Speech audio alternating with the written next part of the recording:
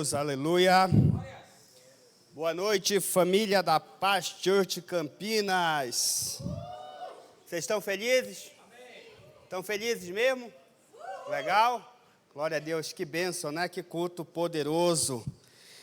Que maravilha. Deixa eu reforçar dois avisos aqui para vocês, que é muito, mas muito importante mesmo. O primeiro é sobre o nosso culto especial de Natal. Esse ano você sabe que o dia 24, a véspera do Natal, que normalmente nós fazemos nossas ceias familiares, vai cair exatamente no domingo. Então, nós optamos para fazer o nosso culto no sábado, tá? Dia 23 será o nosso culto especial de Natal, uma programação muito poderosa. Nós vamos ter aqui um musical preparado para você e sua família. Vamos ter apresentação de criança aqui, vamos ter uma palavra poderosa. Então, coloque aí na sua agenda, porque no domingo você vai estar liberado para ficar com a sua família, para fazer a sua ceia lá com a sua família, em nome de Jesus, tá certo? Esse é o primeiro aviso. Então, no domingo, dia 24, não haverá culto, né? Excepcionalmente, nesse domingo, não haverá o culto aqui. O nosso culto vai ser transferido para o sábado. E na semana seguinte, que é o dia 31, normalmente nós temos a cultura de fazer o nosso culto da virada, que é aquele culto que nós temos a oportunidade de entrar o ano em oração, em adoração, na presença do Senhor. Então você está convidado, você e sua família, para o dia 31 de dezembro, às 22 horas, aqui na Paz Church Campinas. Nós estaremos aqui com muito louvor, muita adoração. E quando tiver poucos minutos para acabar esse ano de 2023, nós vamos nos ajoelhar aqui e tirar um bom tempo de oração, em agradecimento a Deus, colocando os nossos pedidos diante do Senhor. Então, quero te encorajar. Se você não for viajar, olha, até rimou, né? Quero te encorajar se você não for viajar. Você coloca aí na sua agenda e venha participar conosco. Vai ser um momento muito poderoso, um momento muito especial. Amém? Amém? Glória a Deus. Muito bem. Eu quero compartilhar uma palavra com vocês aqui, que na realidade essa palavra ela vem queimando no meu coração já há algum tempo. E eu tenho sido tão edificado com essa palavra aqui. Eu quero compartilhar com vocês. O tema é esse aqui, ó, tá no telão. Aos olhos de Deus. Aos olhos de Deus. Você sabia que nós estamos sobre esse olhar de Deus. Deus está observando tudo, né? Os olhos do Senhor é até uma expressão na Bíblia que aponta para a presença de Deus em todos os lugares. Então, todos os nossos atos, tudo aquilo que ocorre está no conhecimento de Deus, porque Ele está observando tudo, Ele está olhando tudo, Ele não passa nada despercebido. Em Provérbios capítulo 15, no verso 3, diz que os olhos do Senhor estão por toda parte, observando atentamente, tanto os maus quanto os bons, né? Então, eu creio que esse sentimento de que nós estamos sendo observados por Deus, de um certo sentido, ele deve nos ajudar. Ele deve colaborar com o nosso processo de santificação, com o nosso processo de tomar as decisões certas. Porque se eu entender que Deus está me vendo, e isso não me chocar, isso não trazer um temor sobre a minha vida, então alguma coisa está errada no meu relacionamento com Ele. Por quê? Porque esse sentimento de que Deus está me olhando, espionando, me observando, isso precisa me ajudar a manter um nível, né, de uma atitude de santidade, de não permitir que eu cometa erros. É interessante que o escritor de Hebreus, no capítulo 4, no verso 13, ele diz que nada em toda a criação está oculta aos olhos de Deus. Tudo está descoberto e exposto, né, diante dos olhos daquele a quem havemos de prestar conta. O que é isso aqui? Que nada que se aconteça aqui na face dessa terra, Deus não saiba. Deus, Ele já sabe até o que vai acontecer amanhã, quanto mais as coisas que muitos tentam fazer de forma escondida, né? Sem essa percepção de que Deus está nos observando. Então eu creio que, aos olhos de Deus, nós temos que trazer isso para o nosso lado. Deus está nos acompanhando, Deus está nos observando. Mas isso, como eu falei, de um certo sentido é muito bom para nós, porque Ele está nos olhando para nos direcionar, para nos dizer, olha, esse caminho é o certo, siga por aqui, né? Quando nós estamos atentos com as nossas atitudes, dificilmente nós vamos cair em tentação, dificilmente seremos imprudentes quando você está atento ao que Deus está te observando, né? Dificilmente você vai ser arrogante, dificilmente você vai pecar de forma deliberada. Por isso é importante ter essa consciência de que Deus, Ele vê tudo, e isso também deve nos levar a nos examinar. Como é que eu estou me comportando diante de Deus? Os meus caminhos, quais caminhos eu estou tomando, né? Porque isso é muito importante para a nossa vida, nossa tomada de decisão. Eu preciso analisar, eu preciso observar, eu preciso examinar os meus passos. Ou seja, não tem como fugir disso. Por isso, nossas decisões, elas devem nos levar para o mais perto de Deus possível. As decisões que nós vamos tomar, elas precisam nos encaminhar para Deus. Porque existem decisões que se toma nessa vida que te afasta de Deus. Você sabia disso? Às vezes tem decisões que você vai tomar, que você até são coisas que não é pecado, mas é algo, é bom aqui nessa terra, talvez seja um trabalho, talvez seja alguma proposta de alguma coisa que vai te tirar o teu tempo, vai roubar o teu tempo, vai tirar o tempo de você ler a Bíblia, de você orar, de você estar na presença do Senhor. Então, nós precisamos entender isso. Então, essas decisões, nós temos que tomar decisões que vão nos aproximar de Deus, porque, como eu falei, existem decisões que, sinceramente, nos afastam de Deus, nos tira da presença do Senhor, nos tira do centro da vontade do Senhor. Eu quero ler com vocês aqui um texto de 1 Samuel, você pode abrir aí a sua Bíblia, 1 Samuel capítulo 31. Você pode acompanhar aí no seu smartphone, ou também aqui no telão. 1 Samuel capítulo 31, do verso 1 e 4. Isso aqui é um contexto interessante sobre isso que nós estamos falando. Olha só. A partir do verso 1 diz assim: E aconteceu que em combate com os filisteus, os israelitas foram postos em fuga, e muitos caíram mortos no monte Gilboa. Os filisteus perseguiram Saul e seus filhos, e mataram Jonatas, Abinadab e Malquissua, filho de Saul. Verso 3, o combate foi se tornando cada vez mais violento em torno de Saul, até que os flecheiros os alcançaram e feriram gravemente. Então Saul ordenou ao seu escudeiro: tire a sua espada e mate-me com ela, senão sofrerei a vergonha de cair nas mãos desses incircuncisos.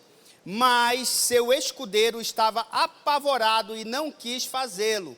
Saul então pegou sua própria espada e jogou-se sobre ela. Ou seja, Saul aqui se suicidou. No final de 1 Samuel, está contando essa história aqui do desfecho da vida do primeiro rei de Israel, que foi Saul no caso aqui. Então, essa história desse primeiro rei que foi Saul, o primeiro rei de Israel, nós podemos classificar como uma história trágica, um fim terrível, um fim no qual eu tenho certeza que eu e você não queremos seguir. Agora é importante refletir sobre isso, por quê?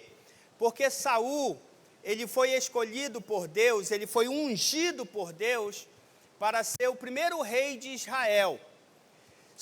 E ele, a Bíblia mostra que ele tomou as primeiras decisões de forma correta. Saul, ele, no início da sua jornada, ele foi um excelente rei, ele foi um bom rei. Agora, quando eu li esse texto aqui, eu confesso para vocês que eu me emocionei quando eu estava estudando 1 Samuel e 2 Samuel, os dois livros que esses últimos dias eu estava estudando. Eu fui tomado por um sentimento de angústia, no qual a primeira coisa que veio na minha cabeça foi o seguinte, foi um questionamento. Deus errou em escolher Saul? Deus errou em ungir Saul como rei? Por que isso veio na minha cabeça? Porque eu sei que Deus sabe de todas as coisas. Os olhos do Senhor estão por toda parte. Ele sabe o que vai acontecer amanhã, Ele sabe o que está dentro de nós. Aos olhos de Deus, nós não conseguimos nos esconder. Então, Deus sabia de tudo o que ia acontecer com Saul. E eu fui tomado por esse sentimento, até de questionar Deus, né? Por quê? Porque se Deus sabia que Saul ia chegar nesse desfecho, por que Deus então ungiu o rei Saul? Porque quando você lê lá em 1 Samuel no capítulo 8, você vê que Deus unge ele, e ele é um personagem que ele não parece que ele tem um mau caráter, não parece até a Bíblia classifica ele como um bom homem, belo, bonito, alto, né? Agora, é interessante refletir sobre isso, porque aí eu pergunto, essa pergunta vai para nós, Deus errou em te escolher? Deus, ele erra em contar com você, em apostar em você? Eu creio que não. O que aconteceu aqui, realmente, para que acontecesse esse desfecho na vida de Saul, foi simplesmente decisões tomadas por ele. Foi decisões que ele tomou. A princípio, ele tomou decisões corretas, decisões certas, mas à medida que ele foi criando uma confiança, ele foi, a gente costuma falar, foi subindo para a cabeça dele a posição de rei, e aí então ele começa a fazer coisas que certamente desagradaram a Deus. Mas quando eu estava nesse momento de questionamento com Deus, falando com Deus, por que isso, por que aquilo, já não poderia ter escolhido alguém que fosse, né, que fizesse tudo certo. Mas, na realidade, Deus escolheu o homem, o rei, que o povo pediu. Esse é meu primeiro ponto aqui. A escolha do rei de Israel, foi uma escolha dos homens.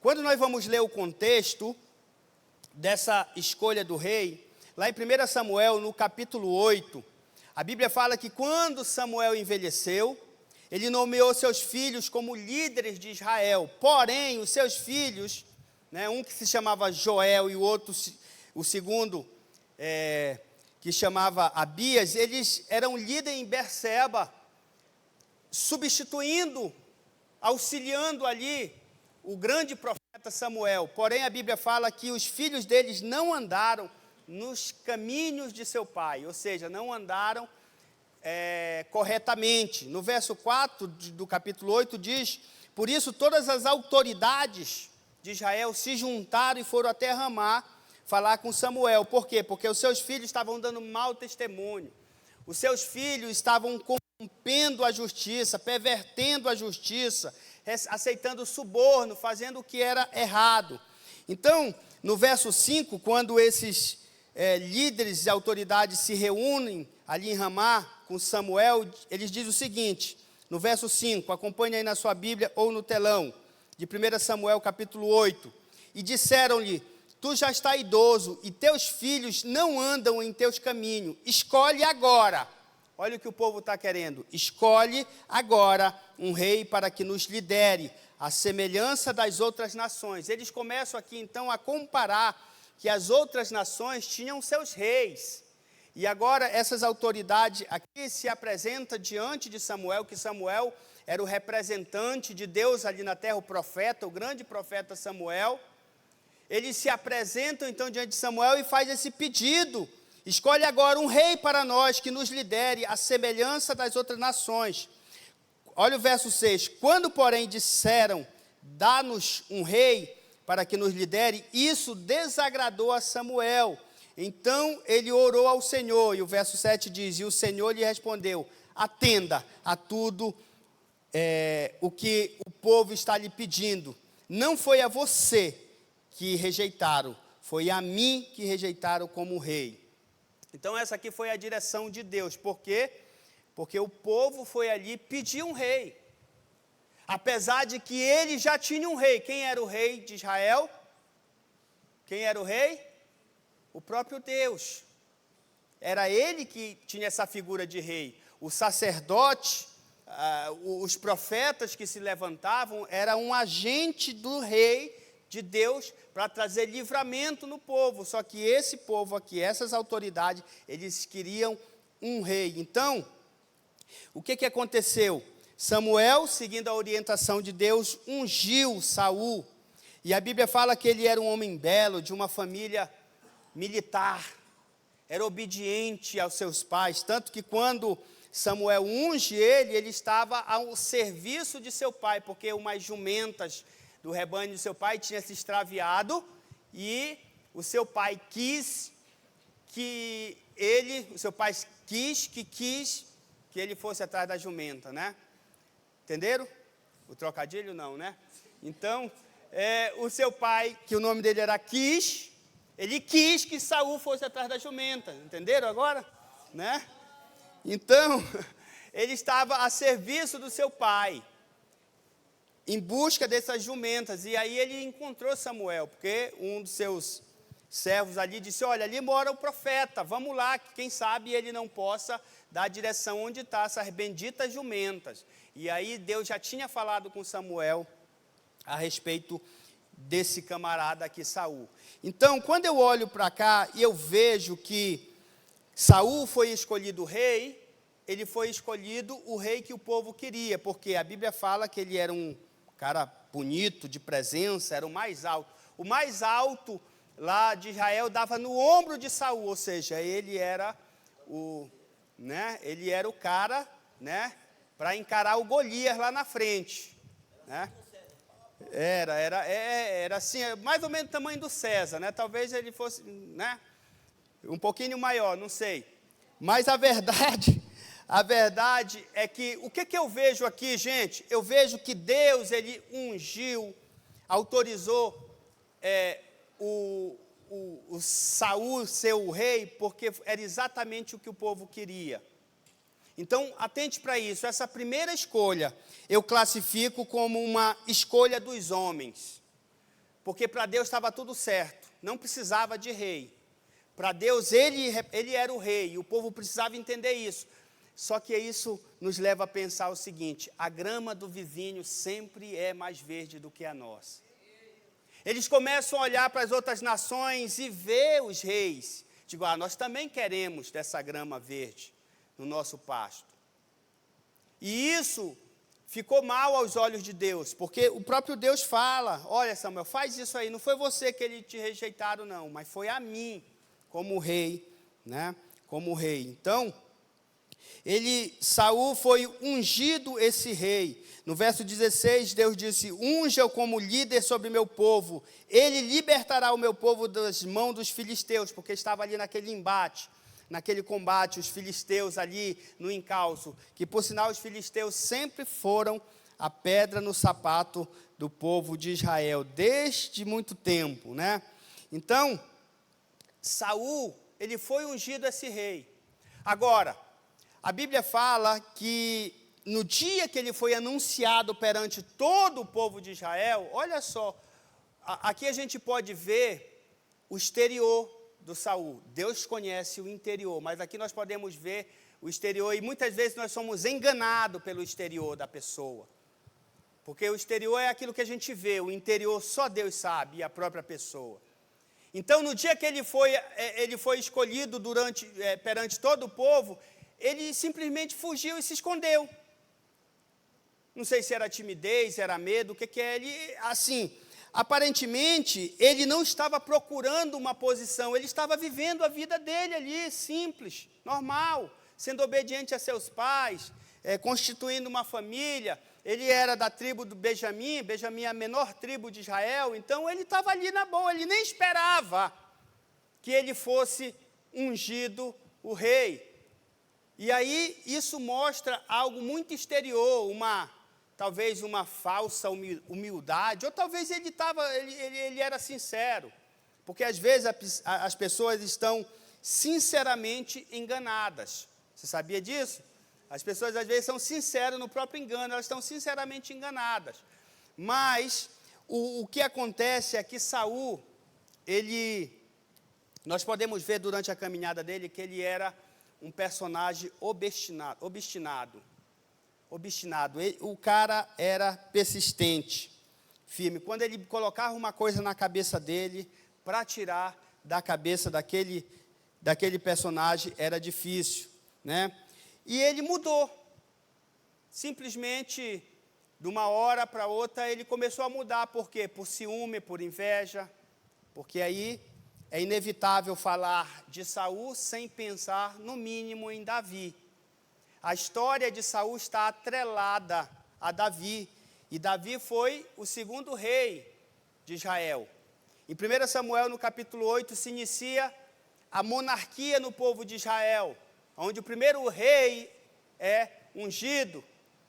E depois, o segundo rei é o rei Davi. Então, Davi, aí você conhece a história, que dá para fazer uma mega série da história de Samuel, Davi e Saul, esses três personagens aqui, simplesmente no livro de 1 Samuel e 2 Samuel aqui já dá para trabalhar muita coisa, mas o interessante é que é inevitável não pensar em Saul e também associar Davi na sua história, eles estão atrelados. Então aqui tem os dois primeiros reis de Israel, ambos eram homens humildes e fiéis, né, a Israel. Ambos eram homens que foram escolhidos por Deus, foram ungidos. Agora, há muita coisa em comum.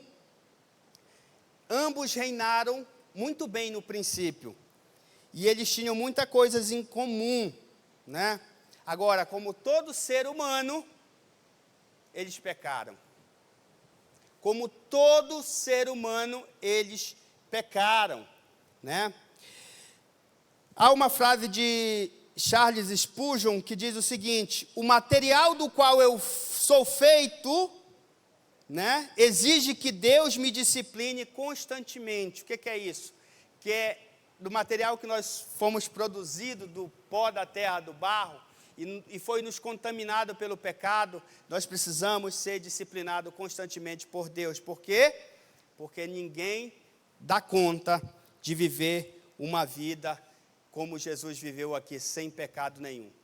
Paulo fala isso em Romanos capítulo 3, né? Que todos pecaram e foram separados, destituídos da glória de Deus, foram desabonados, todos nós pecaram. E não foi diferente na vida desses dois personagens aqui, eles pecaram.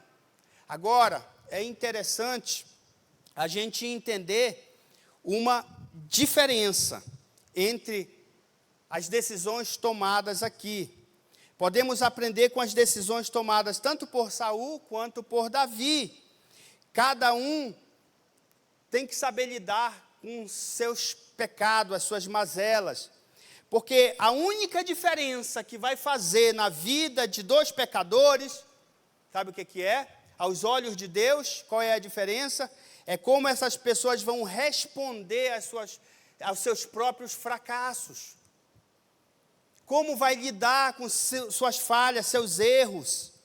A diferença entre Saul e Davi estava nas suas reações, de como eles se comportavam após um confronto, de como eles realmente lidavam com a consciência do pecado. Saul, ele era muito tendencioso em desculpar-se. Saul, ele tinha uma tendência de, quando confrontado, ele simplesmente jogava a responsabilidade para outro. Saul, ele era aquele tipo de pessoa que nunca assumia as suas falhas. Por quê? Porque ele queria se sair como o isento, como uma pessoa que não tinha falhado. Então, Saul era muito tendencioso a não reconhecer os seus fracassos, suas falhas. Em 1 Samuel, no capítulo 15, nós começamos a ver a obstinação na vida de Saul, aonde ele recebeu uma direção de Deus por meio do profeta Samuel, que ele enfrentasse os amalequitas, o povo amalequitas, e exterminasse. Por quê? Não sei se você lembra lá em Êxodo capítulo 17, quando o povo estava no deserto, esses camaradas, esses amalequitas, eles foram traiçoeiros. Eles vieram e atacaram o povo de Israel. E aí nós podemos ver aqui o Senhor Deus com um pouquinho de mágoa com eles, né? Não estou brincando, não tem mágoa em Deus não. Mas, por essa razão, lá do Êxodo, capítulo 17, que esses caras, esse povo foi traiçoeiros, atacando o povo de Israel, agora Deus dá uma direção para o rei Saul. Ó, você vai contra os amalequitas, 1 Samuel capítulo 15, você vai destruir tudo.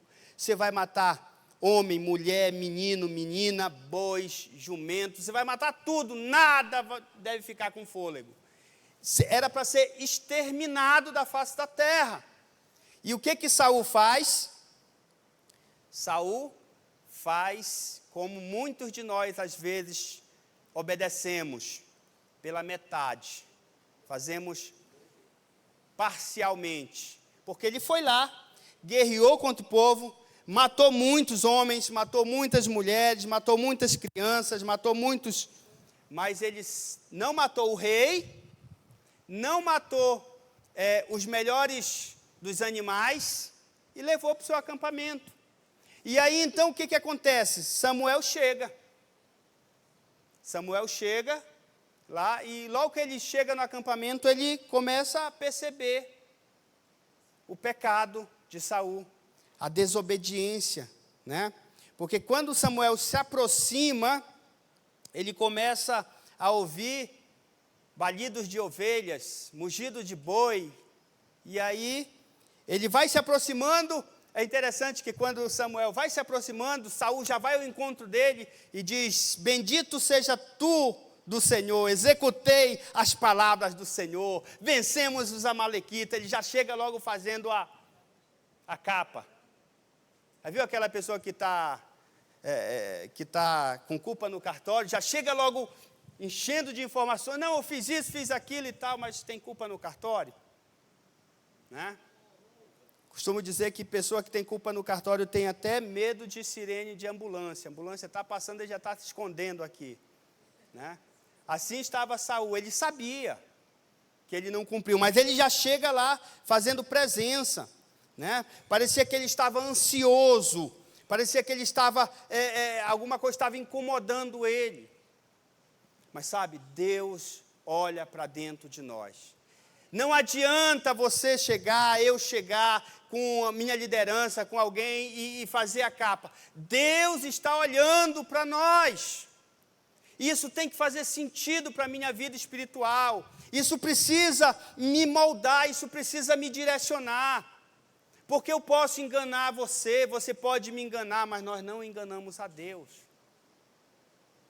Tanto que Samuel foi lá porque Deus já tinha falado: olha, vai lá que o cara lá está fazendo besteira.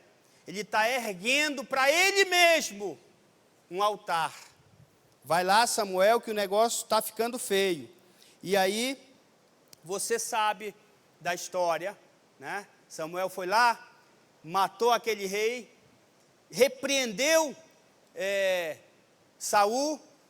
E quando Samuel ia saindo, Saul pega pelas vestes e rasga a veste do profeta, e ali foi, hoje, o profeta falou, hoje foi tirado de ti, foi rasgado o teu reino. Porque por causa de decisões, que quando você observa essas decisões que Saul vinha tomando, e as desculpas, porque a desculpa que ele usou aqui, de não ter matado os animais, era por uma boa causa na cabeça dele. Olha, eu peguei os melhores animais para sacrificar ao Senhor. Sempre vamos ter uma boa e excelente desculpa. Eu fiz isso por causa daquilo outro e tal e tal. Sempre nós temos essa tendência, a nossa humanidade tem essa tendência de tentar se desculpar, de tentar tirar por menos, de colocar, olha, e ele ainda falou, olha, foi até o povo, nem foi eu. Ele culpa o povo. Quando você olha lá no contexto, lá ele está dizendo, foi o povo, Samuel, que resolveu trazer os melhores bois, as melhores ovelhas, para sacrificar ao Senhor. Afinal, foi Ele que nos deu a vitória. Mas a direção foi clara. Qual era a direção? Era só obedecer.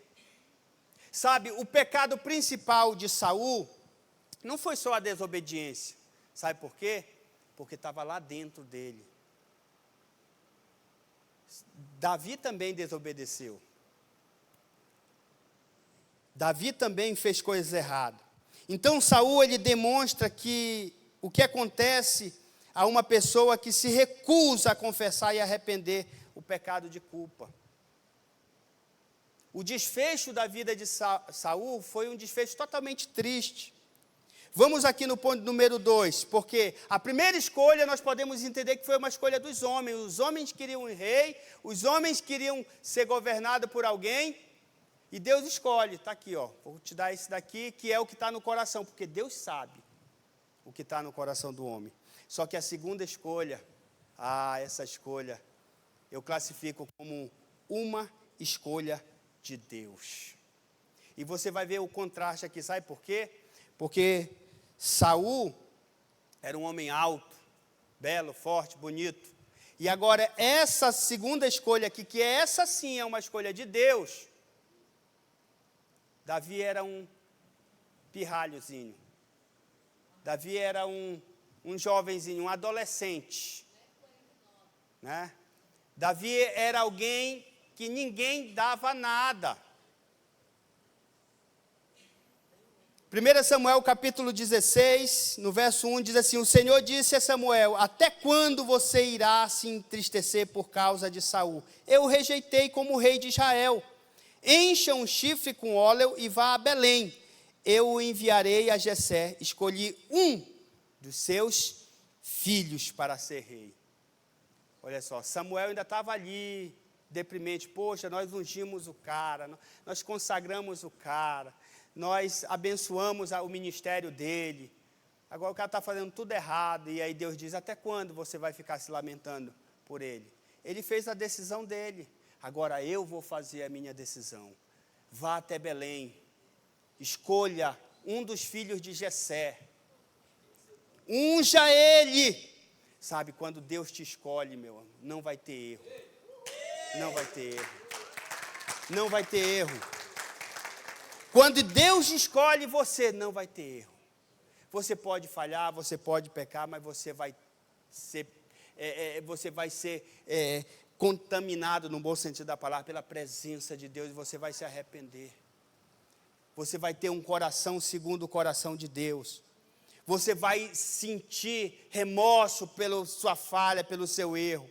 Então aqui eu vejo Deus fazendo agora. Disse, olha, eu escolhi, a primeira escolha foi um rei que vocês mereciam, que vocês quisessem. Porque pensa comigo, Deus é sábio, Deus é esperto. Se ele escolhe um pirralhozinho nessa primeira escolha, o povo ia se rebelar. Mas, isso daí, o que... Primeiro Deus escolheu um cara lá que aparentemente era legal, boa pinta, legal, gente boa. Mas quando subiu para a cabeça o poder, ele começou a fazer tanta... é interessante, ele matou 85 sacerdotes do Senhor. 85. Ele fez muita atrocidade, o rei Saul. A Bíblia mostra que o Espírito do Senhor se afastou dele, ele ficou louco, perturbado. Que Davi precisava vir cantar, né, um hino com a harpa dele para que acalmasse. Né? Então, em 1 Samuel capítulo 16, no verso 1, Deus mandou Samuel ir lá na casa de Jessé. No verso 6, olha só o que é interessante. Quando chegaram, Samuel viu Eliabe e pensou, com certeza, este aqui é o que o Senhor ungiu. Por quê? Porque olha aqui a gente consegue perceber os olhos do Senhor. Samuel, e um homem de Deus, Samuel, tinha percepção, tinha a presença de Deus. Ele chega e ele é enganado pelos próprios olhos. Por quê? Porque ele vê Eliabe. Quem era Eliabe? O filho mais velho de Jessé. E ele era guerreiro, fazia parte do exército do rei Saul. E ele chega lá, vê Eliabe. E ele diz, certamente vai ser esse camarada aí. Olha que camarada boa pinta, presença forte, vai liderar com... Aí Deus coloca a mão no peito de Samuel, calma, não é assim não. Não é assim, olha o que o Senhor fala. O Senhor, contudo, disse a Samuel, não considere a sua aparência, nem a sua altura, pois eu o rejeitei. O Senhor não vê como homem. O homem vê as aparências, mas o Senhor vê o coração. Aos olhos do Senhor, o que Ele está nos observando é o nosso coração, gente. A motivação de nós. É por isso que é o saber que Deus está me observando, eu preciso pegar as minhas motivações e canalizar para o que é correto, porque não adianta, eu não vou conseguir enganar ao Senhor, e nem é a minha pretensão, como eu tenho certeza que também não é a sua.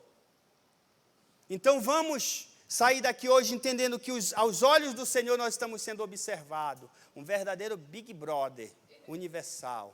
Ele está te olhando. A câmera, onde você vai, está lá, só te observando. Está fazendo assim para você, ó. Só te observando. Isso, de uma certa forma, isso me anima, sabe por quê? Porque é como se isso me colocasse no eixo. E a gente precisa ter esse sentimento de que eu estou sendo observado, de que eu preciso canalizar, porque, como eu falei, a nossa tendência, a nossa carne, ela nos leva a fazer coisas que desagradam ao Senhor. E aí, então, verso 10 diz que Jessé levou a Samuel seus 7 filhos, olha só, os 7 estavam lá. Os 7 estavam ali na casa e passou um por um, e Deus rejeitou, ao ponto de Samuel chegar, ué, Jessé, tu não tem mais filhos? Aí lembraram do pirralhozinho que estava discriminado, né? Alguns acreditam que Davi, o filho caçula de Jessé, ele foi contraído fora do casamento, né? O próprio Salmo de Davi, ele fala que a mãe dele o concebeu em pecado. Então dá de entender que Davi, ele era, né, irmão dos outros, mas só por parte de pai. Então, Davi era essa pessoa que estava fora desse contexto lá, desse banquete, desse grande refeição que o profeta Samuel estava na casa de Jessé. Davi não estava lá, ele estava em outro lugar, cuidando das ovelhas. Mas Deus escolheu. Deus viu a Davi ali e fez a escolha, né? Então, como Saul, Davi era humilde, justo quando foi escolhido. Agora, qual é a diferença? Porque os dois pecaram, os dois falharam. E aí eu quero terminar aqui com o terceiro e último ponto: desculpas versus arrependimento. Desculpas versus arrependimentos. Nós somos tendenciosos a não reconhecer os nossos fracassos, nossas falhas. Muitas vezes, nós precisamos aprender com a atitude de Davi, que embora tenha pecado horrivelmente, miseravelmente, ele decidiu se arrepender imediatamente. Já Saul, ele decidiu, apesar de ter pecado horrivelmente e miseravelmente, ele decidiu dar desculpas. Então Saul, ele tentou se desculpar, ele tentou afastar dele toda a culpa. Ele tentou sair por cima. C.S. Lewis, ele fala num dos seus livros, Cristianismo Puro e Simples, ele diz, em que tipo de buraco cairá o homem? Ele procura ser autossuficiente e se comporta como se pertencesse a si mesmo. Ou seja, está só preocupado em si. Em outras palavras, o homem decaído não é simplesmente uma criatura imperfeita, que precisa ser melhorada. Ele é um rebelde. O homem caído, ele é um rebelde que precisa render-se, pedir perdão, precisa se arrepender. Também é interessante a gente entender que, apesar da nossa tendência ser essa de querer sair por cima, se desculpar, nós temos a opção e a decisão de decidir o que é correto. E o que é correto? Desculpas ou arrependimento? Desculpa ou arrependimento? Então, Saul se desculpou. Davi se arrependeu. 2 Samuel capítulo 12, quando o profeta Natan chega ali e confronta Davi, porque tanto Saul quanto Davi, Deus mandou os seus profetas para o repreender, corrigir. Saul, Deus mandou quem? Samuel.